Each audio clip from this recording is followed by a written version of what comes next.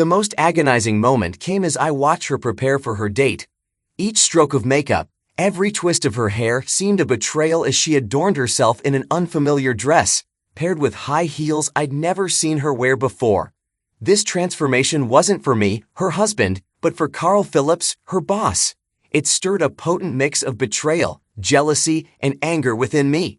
While I toiled tirelessly to provide for our family, she was making herself alluring to another man outside of our marriage. It was also bewildering. Our marriage had been nothing short of wonderful. Amanda had always been attentive and loving, never giving me cause to doubt her fidelity. 20 years together had built a foundation of trust, and I never imagined she would stray. Yet, a month ago, at her company dinner, Carl Phillips, the managing partner at her law firm, had paid her undue attention. It was the smirk he shot me after a dance with my wife that set off alarm bells.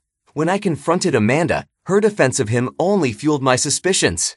Suddenly, the late meetings and missed lunches took on a new significance, prompting me to investigate further. The more I dwelled on the situation, the more my anger intensified. Amanda worked as Carl's personal assistant, serving under him at a prestigious law firm where he held the role of managing partner. Carl embodied the archetype of success, flaunting his wealth through luxurious cars, extravagant jewelry, and a young trophy wife named Wendy, whom he pursued after divorcing his wife of 2 decades. His penchant for jesting at others' expense was apparent. I vividly recalled an instance during a social gathering where he belittled my occupation. While my job entailed selling screws and fasteners to major retail chains, far from glamorous, it provided a comfortable living, earning me upwards of $200,000 annually.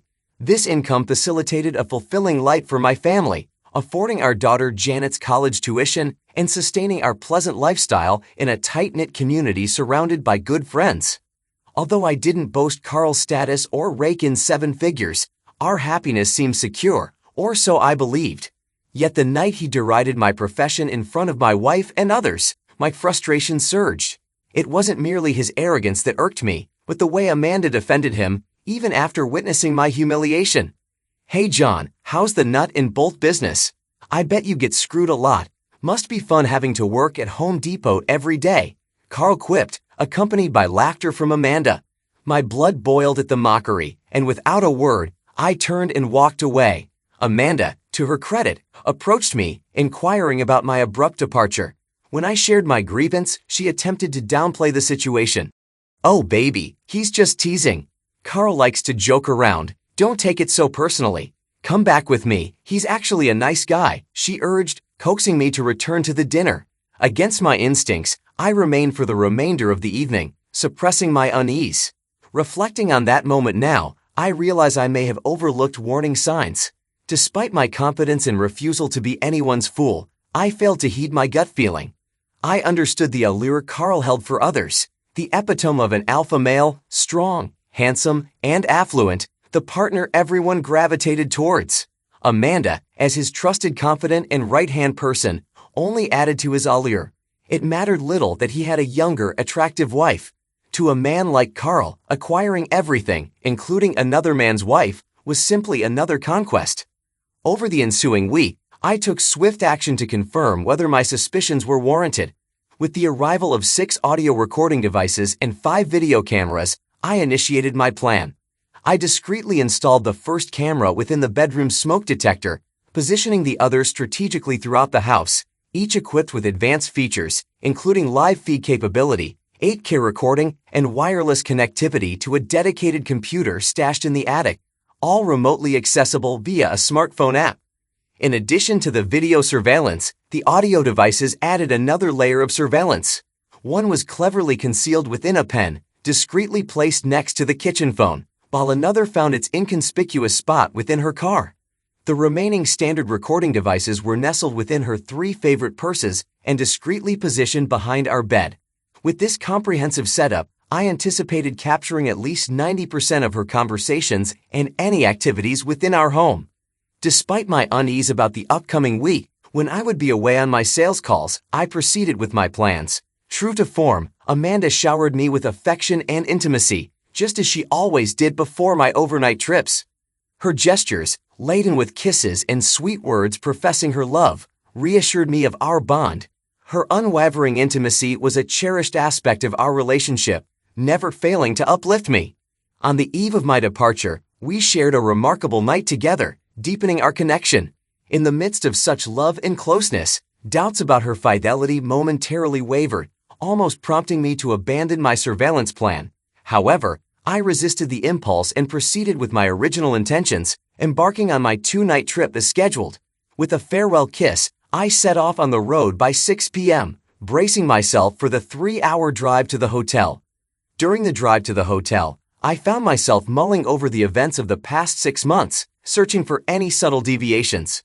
Apart from the unsettling encounters with her boss, those 2 scenes etched in my memory, marked by his smirk and attempts at belittling me. Nothing else stood out. A wry smile crept onto my face as I realized the folly of my paranoia. Upon reaching the hotel, I swiftly checked into my room and settled onto the plush king-size bed. With my laptop in hand, I eased into a state of relaxation. After skimming through work emails, I accessed the server in my attic remotely, eager to review the footage from the past 3 hours. While I anticipated finding nothing of significance, I needed to validate the functionality of the remote access system. Hastening the video playback to 3 times its normal speed, I skimmed through until my wife's figure appeared in the bedroom. Dialing the speed back to normal, I indulged in watching my stunning, alluring wife engaged in a phone call. What caught me off guard, however, was the unexpected phone conversation she had an hour after my departure with Carl. As the video streamed her side of the conversation, I listened intently, unable to shake off the unease settling within me. "Hello, my love, he's left, and I find myself alone once more.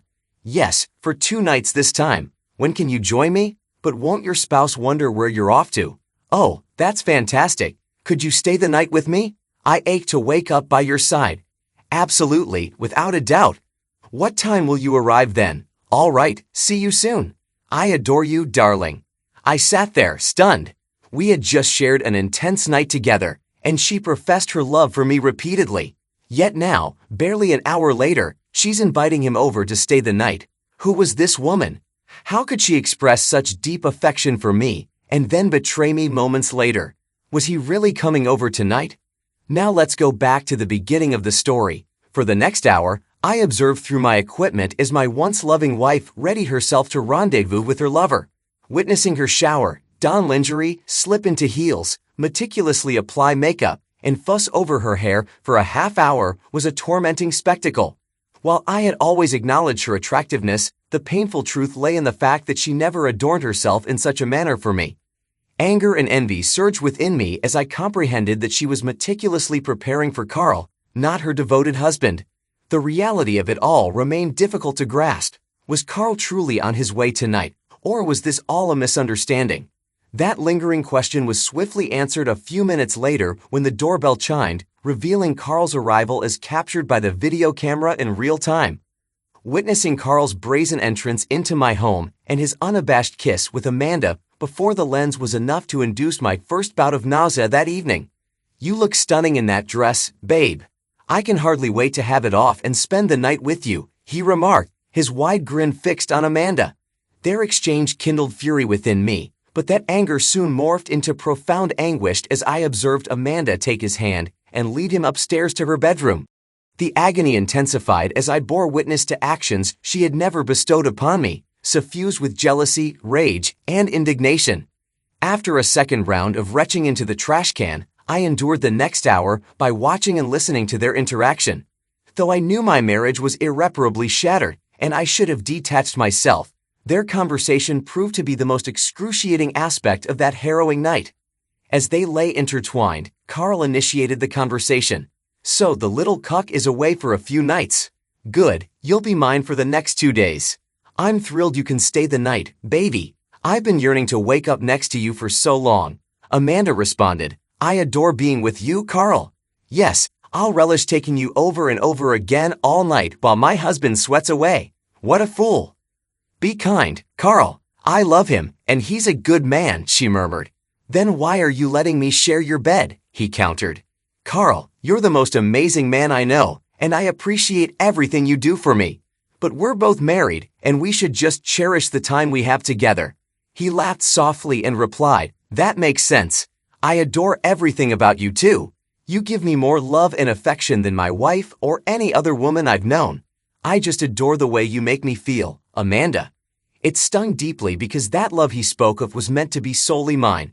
Now I realized she was sharing her love with another man. I continued to listen and watch as they embraced, kissed, and conversed. Does your cuckold husband satisfy you as much as I do, Amanda?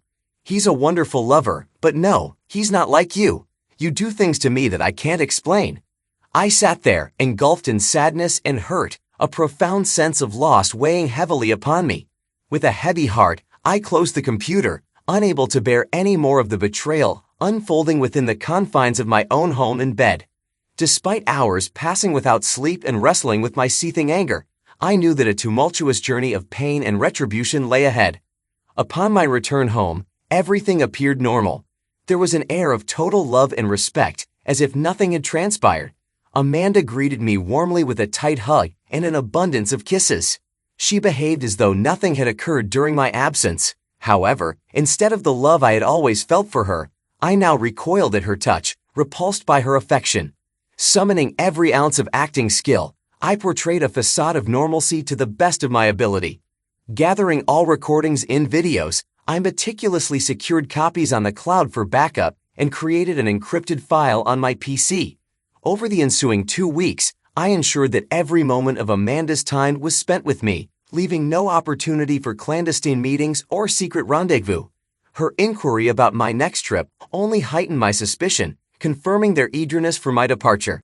One morning, as she drove to work, I clandestinely listened to their conversation, further confirming my suspicions. "When's your wimpy husband going out of town again?" Carl asked. "Not sure, but I'll find out. It should be soon, baby," she replied. Armed with that knowledge, I devised a one-night trip to ensure he'd come over while I was away. The plan began to take shape. That very night, while we were engrossed in watching a movie on TV, my unfaithful wife casually inquired, "Honey, when's your next trip?" Suppressing my anger, I replied with a jesting tone, "Sweetheart, are you trying to get rid of me? Do you have a secret lover who visits when I'm away?" Unfazed and showing no hint of guilt, she responded, "Don't be silly. I love having you at home. I was just hoping your traveling had slowed down." "No, sorry, sweetheart. The job still demands travel. Yes, next Tuesday. I have an overnight trip scheduled, and I'll be back sometime on Wednesday." In a convincing tone, she lamented, "I hate when you leave. I wish you didn't have to travel like that. I miss you so much when you're gone." Then she embraced me, kissed me passionately, showering me with affection that made my heart ache. The realization that she bestowed this same love upon another man stirred a primal rage within me, but I maintained my facade, continuing as if nothing was amiss, knowing that the following week would set my plan into motion. On Tuesday, I packed for my trip, and Amanda and I shared what would be our final lovemaking session. After tonight, there would be no us anymore. As I prepared to depart that evening, she bestowed upon me a tender kiss, and I couldn't help but wonder if she noticed the sorrow in my eyes as I gazed at her for the last time. Her expression shifted, leaving me uncertain of what was going through her mind. Rather than embarking on an out-of-town journey, I drove back to my office and parked my car. Returning to my desk to work late was not out of the ordinary, and the few colleagues present didn't question my reappearance. Around 7:30, the video camera sprang to life as Carl entered my home, exchanging yet another affectionate kiss with my soon-to-be ex-wife. It was showtime. Using my phone app, I deactivated the video camera and stowed my cell phone in my desk drawer, avoiding any potential tracking via GPS during my supposed trip. Stealthily exiting the office, I retrieved the folding electric bike from my car trunk. With its silent electric motor, capable of speeds up to 30 miles per hour and a range of 50 miles, I donned a black hoodie and cautiously embarked on the 12-mile ride back to my house. The purpose of the bike was stealth. Its discreet nature allowed me to return home within 20 minutes, undetected. Parking the bike discreetly at the rear of the house, I entered through the rear sliding door. Ensuring my presence went unnoticed, I listened intently to the noises emanating from the bedroom. Once satisfied they were engaged and oblivious to my return, I retrieved the short-barreled shotgun and aluminum bat I had strategically positioned in the closet, proceeding silently toward the bedroom. With careful precision, I positioned the shotgun against the wall just outside the bedroom, gripping the bat tightly as I silently turned the doorknob to the softly illuminated room. Amidst their clamorous lovemaking, they remained oblivious to my presence as I approached the bed with measured steps. He lay atop my wife in that moment, lost in their passion. Without hesitation, I delivered a forceful blow to the side of his head. The dull thud of metal meeting flesh was the only sound, momentarily overpowering the cacophony of their activities as the 250-pound figure crumpled to the floor. In the midst of his descent, I seized the shotgun and flicked on the lights, jolting Amanda into awareness. Staring at me with a mixture of astonishment and horror, she cried out, "Oh God, no. Please no, this can't be happening. Why are you here? You're supposed to be away." "Well, you vile scum. Perhaps the better question is why are you sharing our bed with another man? Now, be silent and listen." The intruder, now semi-conscious, sat slumped against the wall, blood oozing from a 6-inch gash inflicted by the unforgiving metal bat. I observed him as he gradually regained awareness, his gaze meeting mine, filled with rage and disbelief. "Dan, that hurt. Why'd you do that, man?" he groaned, rubbing his injured head. "Are you kidding me? You sleep with my wife in our bed, and you think I won't react?" I retorted, my voice laced with anger. "What are you going to do?" he asked, his nervousness palpable as he eyed the gun I held aimed at him. "Are you worried, big guy? Afraid this scumbag is going to hurt you? I know you two have been having an affair behind my back, and tonight I'm going to get my revenge. I'm going to kill you, Carl. You're going to die today." I spat out, contempt dripping from every word. "Everything you've worked for will be gone. I hope it was worth it, asshole." "Dude, if you kill me, you'll go to jail for the rest of your life," he protested, desperation evident in his voice. "Screw it, we're all going to die today. How about that, asshole?" I taunted, relishing their fear. Though I had no intention of killing anyone, I enjoyed watching them squirm. I continued to play the part, escalating the tension. Amanda, curled up in a ball, was sobbing uncontrollably. "Baby, please don't do anything stupid. I love you, I really do. Put the gun down and let's discuss this," she pleaded, her voice trembling with fear. Grinning maliciously, I turned the gun toward her and sneered, "Shut up, cheater. This is all happening because you couldn't keep it in your pants. Whatever happens tonight is on your conscience. Look at your wussy lover, he just pissed himself. Looks like you're both getting what you deserve." The custom shells loaded in the shotgun contained a mixture of 25% salt and 75% oleoresin capsicum, commonly used in pepper spray. My intention wasn't to end a life, but to inflict excruciating pain upon the despicable man. I had no desire to end up behind bars for murder. Instead, I aimed to instill a lasting fear and unforgettable memory in both of them. After Big Carl regained his composure from the blow to his head, he foolishly decided to lunge toward me in an attempt to disarm me, playing right into my hands. Seizing the opportunity, I took a calculated step back and fired the first round between his legs. The explosion reverberated loudly, but his screams overshadowed any other sound.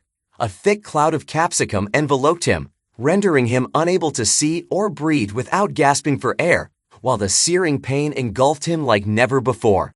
I was taken aback by the devastation the blast inflicted on his reproductive organ.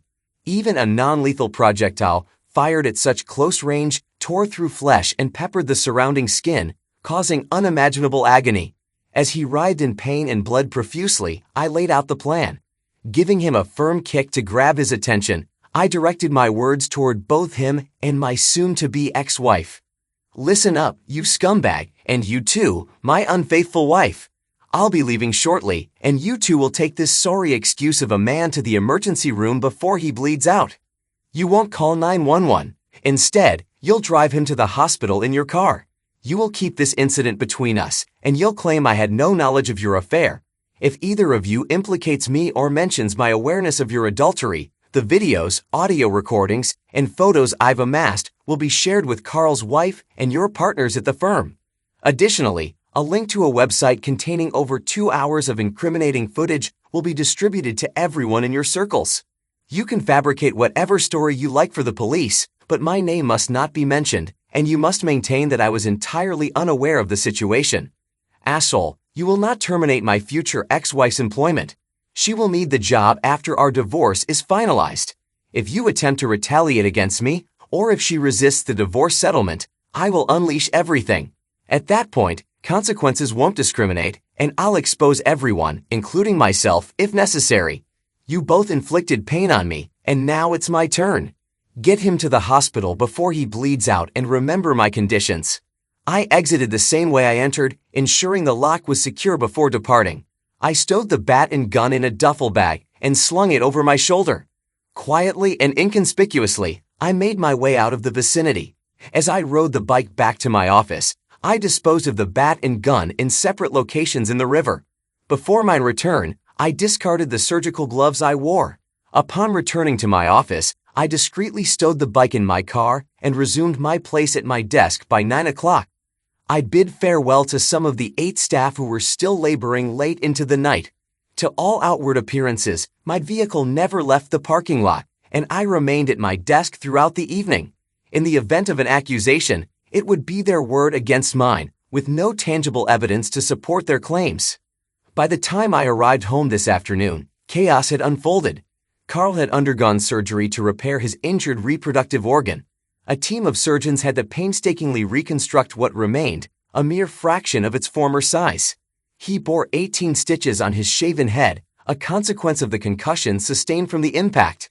According to his account, the last thing he recalled was approaching his personal assistant's residence with some paperwork before waking up in the hospital. He claimed no memory of encountering anyone or of being struck. Sensing the precariousness of his situation, he wisely chose to remain silent, understanding the leverage I held over him and his career. Amanda, consumed by distress, remained tight-lipped about the incident. Her only assertion was that she heard the gunshot and found Carl lying injured outside, prompting her to rush him to the hospital without waiting for an ambulance. Neither could elucidate why Carl was found unclothed, and despite their steadfast adherence to their respective stories, Carl's wife remained unconvinced, posing a significant threat to his future. I spent the afternoon dismantling the surveillance apparatus, transferring all data to an encrypted cloud server, and disposing of the equipment. Any vestiges of evidence linking me to their affair were now securely stored in the cloud, beyond anyone's reach.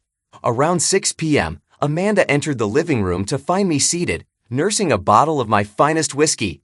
I remained silent as she took a seat across from me on the couch, her expression shattered and despondent.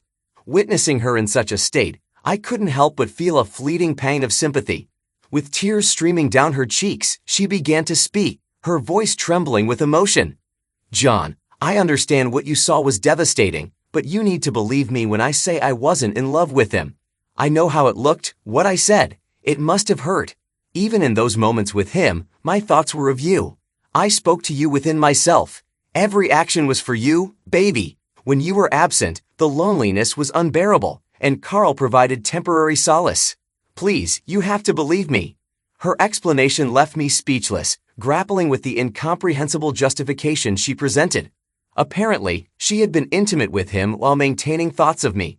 Despite her words, doubts lingered, trust shattered irreparably. "Amanda, I've listened to your plea, but I cannot erase what I witnessed from my mind. Even if those words of love were intended for me, I cannot shake the feeling that they belong to Carl. It's over, Amanda. 20 years of what I thought was happiness, tarnished by your boss's betrayal and your infidelity. We'll both carry the weight of your actions for the remainder of our lives." "Thank you for the pain and anguish you've bestowed upon me," I retorted bitterly. "What happens now?" she inquired, tears continuing to cascade down her cheeks. "Well, you and I are finished. I'll never comprehend how you could betray me like this, or why. That's a burden I'll bear indefinitely. I won't expose your infidelity, as promised, but forgiveness is beyond reach. Janet and your parents will never know that they have a mother and daughter who betrayed her family.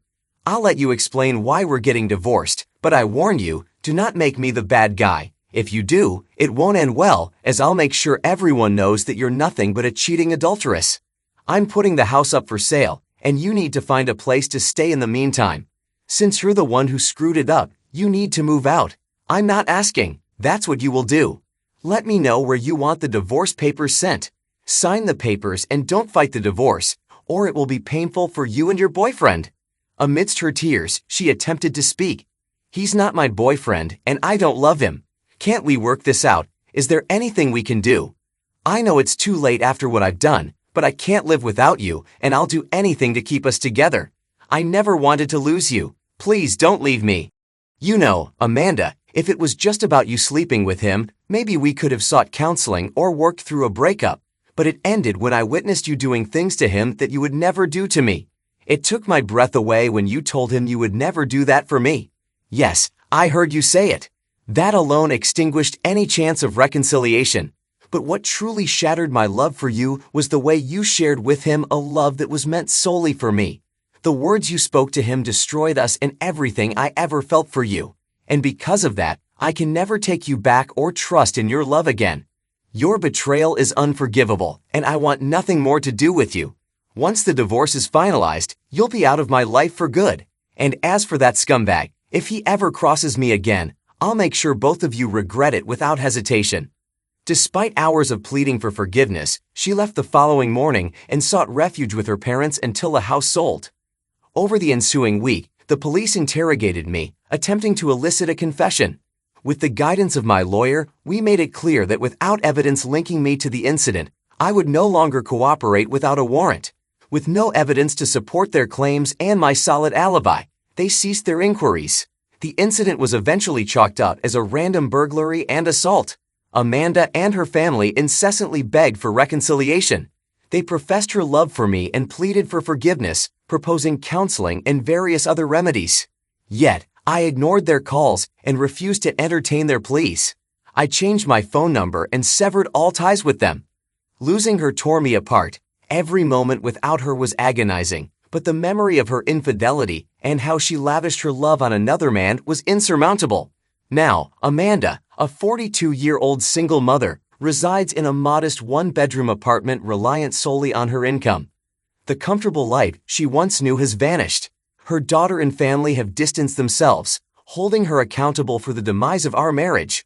Amanda found herself isolated, abandoned by Carl, who prioritized salvaging his own marriage. At work, Carl's treatment of her turned sour as he shifted blame onto her for his personal and marital woes.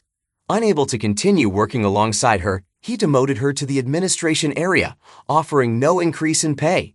Her once esteemed position, working closely with one of the partners, was stripped away, and rumors spread about her past relationship with Carl, leading to mistreatment from her colleagues. Now confined to a monotonous and uninspiring job, devoid of any prospects for advancement, Amanda found herself in a downward spiral toward depression. With no friends to turn to, a failed marriage, and a family that held her accountable for the divorce, she plunged deeper into despair.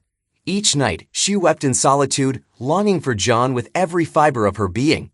Her heartache was constant, her thoughts consumed by regret and loss. Despite Janet's attempts to support her mother, Amanda's downward trajectory continued, evident in her physical deterioration as she neglected her health, relying on alcohol to numb the pain. Refusing to care for herself, she insisted that without John, she had no reason to prioritize her well-being. When Janet sought advice from her father, he empathized with Amanda's plight, but could never overcome the betrayal, severing all ties with her. Meanwhile, Wendy pieced together the truth and exacted revenge on Carl, relegating him to one of the guest rooms and extracting a heavy toll for his infidelity. Embracing her newfound freedom, Wendy immersed herself in a series of relationships with younger men, keeping Carl around solely to foot the bills. Although they maintained a facade of togetherness for public appearances, they lived separate lives. Carl's actions had irreversibly altered the course of his life, leaving him incapable of finding love or solace with another woman. The weight of that pivotal moment, when his world shifted due to his lust for another man's wife, would haunt him for eternity. Despite his seething animosity toward me, several months passed without incident. However, fate had its own plans. Later that year, during a night out with my colleagues, I was ambushed and savagely assaulted outside a bar, enduring a brutal beating until my friends intervened. The assailants fled before the authorities arrived, leaving me hospitalized with broken ribs and 20 stitches. It was evident that they harbored a lethal intent, and had it not been for the timely intervention of my companions, their vicious assault might have claimed my life. I knew in my bones that this was retribution orchestrated by Carl, and I wasn't the least bit surprised. 6 weeks elapsed, and as I recuperated, I resolved to confront Carl. Placing a call to his office, I requested to speak with Mr. Phillips. "Mr. Phillips, please," I addressed his secretary. "I'm sorry, he's currently in a meeting. May I take a message?" She responded. "Yes, please inform him to meet me at the French Deli across the street at 1 p.m. this Friday," I instructed. "I'm afraid I don't schedule appointments for Mr. Phillips," she replied. Simply relay the message. "Write this down, 1 p.m. Friday, French Deli, be there alone. John." Just hand him that note, and he'll understand its significance. "Thank you," I concluded. Seated at a table with a clear view of the entrance, I watched as Carl entered the French Deli alone. His eyes locked onto mine as he approached the table. "Sit down," I instructed, my tone firm. "What do you want?" he spat. Ignoring his hostility, I began, "Thank you for coming today. Your associates certainly did a thorough job on me, but unfortunately for you, they didn't quite finish it. By ignoring my warning about seeking revenge on me or my family, you've left me with no choice but to take action." I handed him a folded piece of paper and continued, "Here is a link to a website that's been specifically set up for you, Carl. Don't bother attempting to shut it down. It's operating out of Syria with 3 redundant servers spread across different locations. It's untraceable, and even if you were to locate the initial server, the chances of finding the other 2 are slim to none. You're in serious trouble, and I hold all the cards. That's the website address. Take a look when you return to your office. I've deliberately obscured Amanda's face, as she shouldn't have to suffer for your transgressions. She's endured enough already. Once you've perused the website, I want you to contemplate how your colleagues at the firm will perceive your actions, how your wife will react, and the impact it will have on your children, friends, and family when they stumble upon the 2 hours of incriminating footage. I intend to distribute these videos across several popular platforms, along with your name, profession, address, and phone number." Carl's anger simmered beneath the surface. "You've already destroyed my life, and I'll never be the same, especially sexually. Cease this madness, or I assure you, you'll regret it." "You see, Mr. Phillips, that's precisely why we're here today. I'm here to bring an end to this. You've stripped away the most valuable thing in my life, my wife. You shattered our 20-year marriage, and I refuse to let you walk away unscathed. I'm willing to risk whatever consequences you throw my way because I fully intend to exact revenge for the beating your associates inflicted upon me." "All right, calm down. What are your terms for making this situation disappear?" Carl interjected. "I have 2 non-negotiable demands," I stated firmly. "Firstly, you must cease any acts of retaliation against me or anyone in my circle, including Amanda. Secondly, you must deposit $1 million into this account by the close of business on Friday. If the funds aren't transferred by Friday at 9 p.m., I will take decisive action. I know your net worth, and I also know what I could potentially gain through legal means, so consider this modest sum I'm requesting as a gesture of goodwill." "And how can I be sure you won't ruin me regardless?" Carl inquired warily. "You won't. My word is my bond, and you'll just have to trust me on that. But let me be clear, if you fail to comply, there's a 100% certainty that this website will become infamous by Saturday morning. By the way, do you know how I discovered your affair with my wife?" I paused, letting the question linger in the air. "No, I was curious about that," Carl admitted. "It was at your last company dinner. I caught that smug smirk on your face after that dance with my wife. Your arrogant grin set off alarm bells, prompting me to dig deeper into your affair and ultimately seal your fate. You were one of the most conceited individuals I've ever encountered, and I hope you endure the consequences for the rest of your days for what you've done to my once happy marriage." Epilogue. The funds were transferred, and we proceeded to sell a house, dividing the assets between us. Amanda would have enough financial stability to lead a comfortable life, provided she continued working or found another partner. As part of our agreement, Carl ensured her employment, but their relationship remained strictly professional. Amanda never remarried, seldom ventured into the dating scene, and lived with the weight of the pain she had inflicted upon both of us. Losing her marriage and the love of the man she envisioned spending her life with left her isolated and despondent. She passed away before reaching her 50th birthday, a shattered and melancholic soul. Only her daughter Janet attended the somber occasion of scattering her ashes. Meanwhile, I carried on working for a few more years before retiring to a serene oceanfront town. I found companionship in a kind-hearted woman who stimulated me intellectually, yet I never managed to replace the unique love Amanda once bestowed upon me. We never communicated again, and my knowledge of her fate came solely from Janet, whom I cherished dearly. Although we conversed daily and maintained a strong bond, Janet seldom broached the topic of her mother, aware of the enduring pain I harbored. While Amanda's passing brought a sense of closure, it also served as a poignant reminder of the deep wounds I carried with me. Carl's life, too, never fully recovered. His marriage to Wendy crumbled into a cold and distant partnership, driven more by public appearances than genuine affection. Wendy pursued her own interest with younger men, while Carl, haunted by his tarnished reputation and the lingering consequences of his actions, lived a hollow life. His professional success remained intact, but the personal toll of his decisions weighed heavily on him. Ultimately, we all paid the price for our choices. Amanda's betrayal, Carl's arrogance, and my pursuit of revenge left scars on all of us. In the end, the happiness we once shared was buried under the ruins of mistrust, pain, and regret, a sobering reminder of how fragile love and loyalty can be. Thanks to everyone who took the time to listen to today's stories. If you enjoyed it, please consider liking and subscribing if you haven't already. Feel free to share your thoughts on the events in the comments below. Take care.